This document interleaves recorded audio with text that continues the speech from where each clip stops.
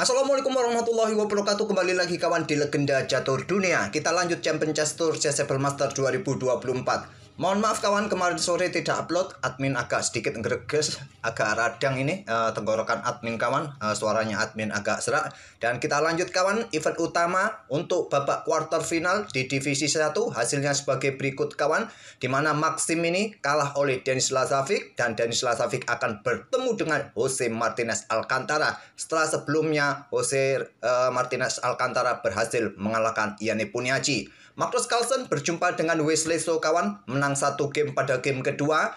Beruntung Magnus Carlsen di game kedua ini Wesley So kehabisan waktu kawan, dan nanti Magnus Carlsen akan bertemu dengan Vladimir Fedosev setelah Fedosev ini mengalahkan Alireza Firosa. Dan para pemain yang kalah kawan turun ke bracket bawah. Nanti Maxim akan bertemu dengan Ian Nepomniachtchi dan Wesley So akan berhadapan dengan Alireza Firosa. Sedangkan untuk divisi 2, kemarin para pemain yang kalah di permainan division placement kawan, nah masuk ke divisi 2. Anish Giri kemarin, Vincent Kemmer, Viktor Schwindler, Hikaru Nakamura kawan juga bermain di divisi 2. Jeffrey Xiong akan berhadapan dengan Vincent Kemmer di babak berikutnya kawan. Tersa Hakian ini juga akan bertemu dengan Benjamin Bub. Kemudian Hikaru Nakamura berhadapan dengan pemain muda yang cukup kuat kawan, Vladislav Artimev di babak berikutnya. Sam Sevian akan bertemu dengan Levon Aronian. Sama kawan, yang kalah turun ke bracket bawah dan seterusnya seperti yang saya jelaskan kemarin.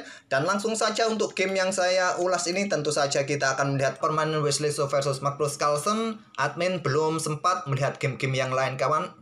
Dalam pikiran admin fokus saja untuk melihat permainan Magnus Carlsen. Memang banyak yang menunggu permainan Magnus Carlsen, dan juga kondisi admin agak kurang sehat kawan, radang tenggorokan, admin agak serak suaranya juga. Mungkin kawan-kawan tadi malam bergadang melihat game yang bagus, nanti bisa kalian rekom di kolom komentar untuk bisa kita ulas pada game nanti sore atau nanti malam kawan. Oke, langsung kita fokus saja gamenya Magnus Carlsen versus Wesley So pada game kedua. Wesley So, pegang putih, pion D4, Carlsen kuda F6, pion C4, pion G6, kuda C3, gajah G7. Nah, di sini pion E4 tidak bermain dengan Grand Field Defense. Jarang sekali Carlsen ini bermain dengan Grand Field Defense dengan pion D5 kawan. Kebanyakan bermain dengan Kings and Indian Defense. Dengan settingan standar dari Magnus Carlsen, seperti ini settingannya kawan. Nah, berlanjut dengan langkah gajah E2. Tentu putih punya opsi banyak di sini.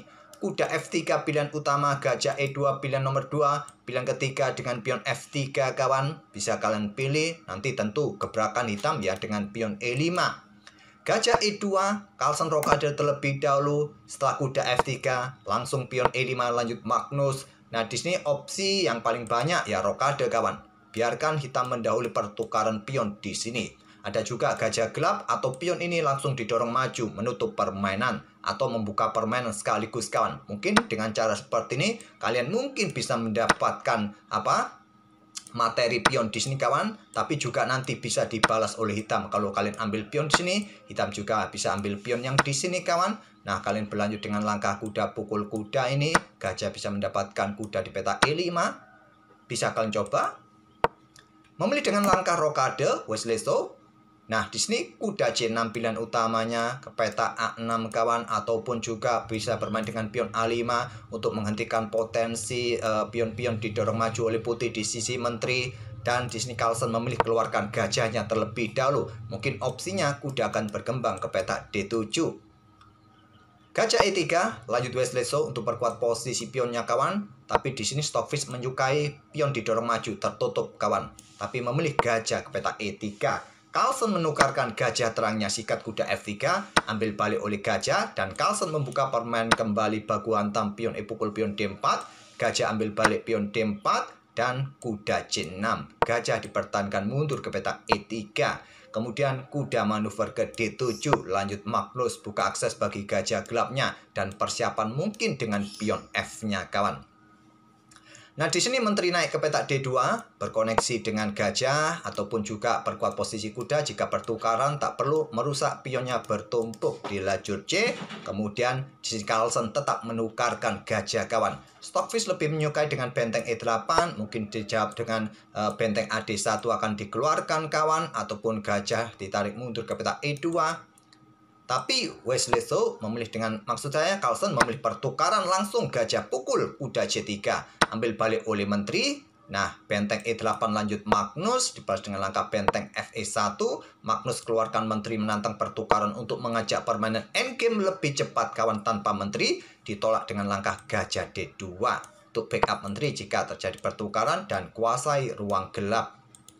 Carlsen menerimanya, langsung mengajak permainan dengan permainan endgame sepasang gajah versus sepasang kuda dengan dukungan sepasang benteng.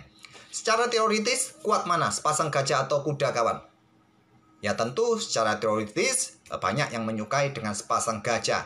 Tapi juga di atas papan terkadang berbeda kawan. Kadang kita tidak fokus menemukan langkah blunder, ya wassalam. Walaupun dengan sepasang gajah, kuda, apalagi di sekarang posisi pion ini juga tidak banyak yang ditukarkan kawan, hanya satu pion yang ditukarkan, memungkinkan kuda ini mempunyai jalur-jalur yang tertutup, bisa manuver-manuver, bisa merepotkan putih ke depan.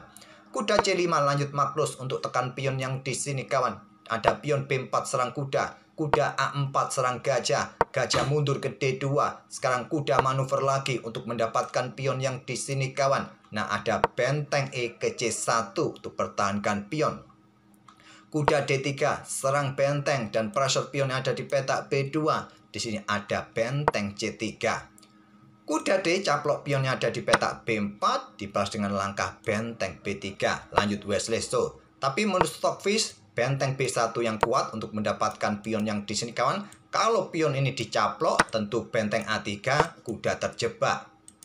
Wesley So memilih dengan langkah benteng B3, ada pion A5 perkuat posisi kuda, pion A3, kuda D4 kawan serang benteng tidak memberikan kesempatan pion caplok kuda, nah benteng turun ke B2. Carlsen kuda B ke C2 kawan, ancam benteng kembali, nah benteng A naik ke A2, doubling untuk serang kuda C2.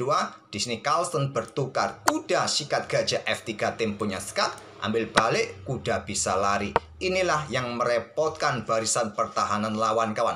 Manuver-manuver kuda dengan perhitungan yang cermat akan memporak-porandakan pertahanan. Nah, sekarang Carlsen posisinya sedikit lebih bagus. Kita temui sekarang kuda versus gajah gelap kawan. Dengan keunggulan positioning Magnus Carlsen sebesar 1,02. Dan memang sementara unggul satu pion, tapi pion ini juga rentan jatuh. Carlsen bisa mendapatkan gantinya nanti di sini juga kawan. Benteng ambil pion B7, lanjut Wesley So, kuda caplok pion F3 skak, raja ke D2, kuda H4, tidak menukarkan perwira di sini kawan, mempertahankan posisi kudanya di atas lapangan. Kuda H4 skak, raja H3.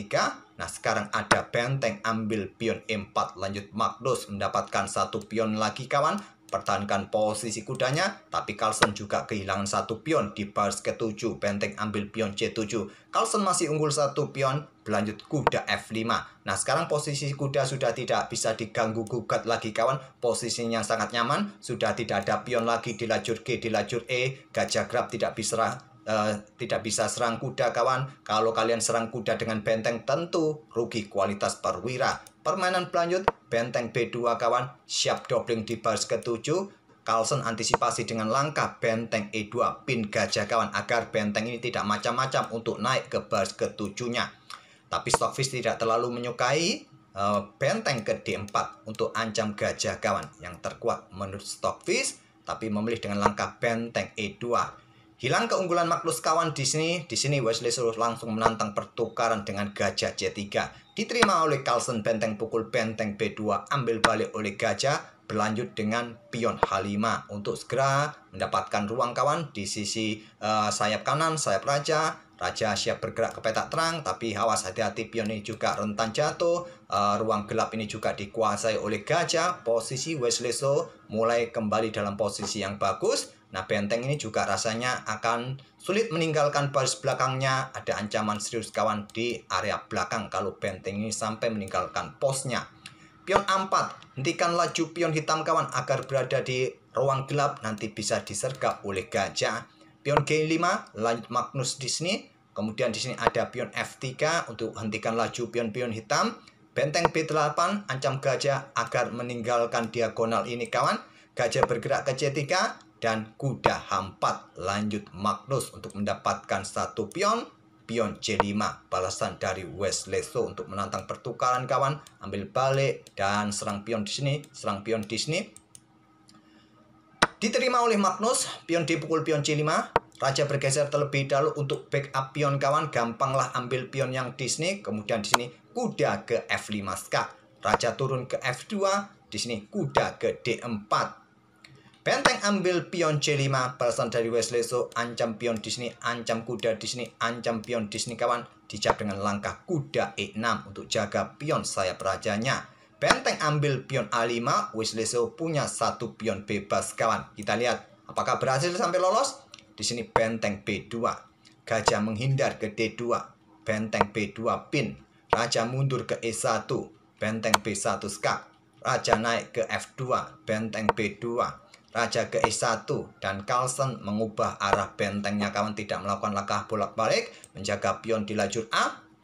Gajah ambil pion G5, lanjut Wesleso kawan untuk menantang pertukaran juga dengan kuda dan pertukaran pion di sini. Ditolak Carlsen, kuda aktif ke D4 untuk mendapatkan pion yang di sini, pion H4. Kuda ambil pion F3 skak, raja bergeser. Nah sekarang raja mulai diaktifkan oleh Carlsen kawan. Naik ke petak G7, ada benteng A6, pertahankan baris ke-6-nya, dan pion siap didorong, maju sedikit demi sedikit kawan. Kuda H2, lanjut Magnus. Raja ke G1, kuda G4, posisi kuda nyaman dengan dukungan pion kawan. Nah di sini ada pion A5, pion F6, gajah mundur ke F4, raja naik ke G6, benteng A8, raja naik ke F5, gajah tarik ke petak C7, ada raja ke E4 untuk dukungan pion kawan bergerak, dan di sini Wesleso memilih dengan langkah benteng B8. Dan benteng A4 balasan Magnus untuk menjaga baris keempatnya agar tidak ada tusukan kawan dari benteng putih. Dan di sini kawan di langkah ke-55 sepertinya Wesleso kehabisan waktu setelah pion F5, permainan berakhir kawan. Di langkah ke-55 Magnus menang waktu. Dilihat dari penilaian engine, hitam dalam posisi yang bagus kawan dengan 0,77, tapi dari pandangan manusia apapun masih bisa remis kawan dengan permainan seperti ini. Apapun juga bisa terjadi, hitam juga bisa menang. Coba lihat, raja mengawal pion ini juga bikin lawan kalau hilang fokus, tidak menemukan langkah terbaik. Ya wassalam, pion ini bisa saja promosi. Apalagi posisi raja juga terpojok, bisa jadi ancaman skakmat kawan. Oke, tak perlu saya perpanjang lagi, masih cukup panjang, bisa kalian otak-atik kawan. Kalau Stockfish menyarankan ke B6 berkoneksi dengan pion di sini, nanti bisa dibalas dengan pion F4, raja ke petak F1, ataupun dengan benteng turun ke B1 yang diikuti kuda ke E3 mungkin. Oke, itulah permainan pada game kedua antara Magnus versus Wesleso. 3 game berakhir miss kawan. Beruntuk Magnus Carlsen di game ini menang waktu dan lolos ke babak berikutnya. Kita akan lihat saja nanti malam seperti apa. Dan seperti yang saya bilang tadi, jika kawan-kawan tadi sudah melihat ada game yang bagus, tolong bisa kasih rekomendasi buat admin untuk admin ulas nanti malam. Terima kasih, kita akan bertemu di video-video berikutnya. Wassalamualaikum warahmatullahi wabarakatuh.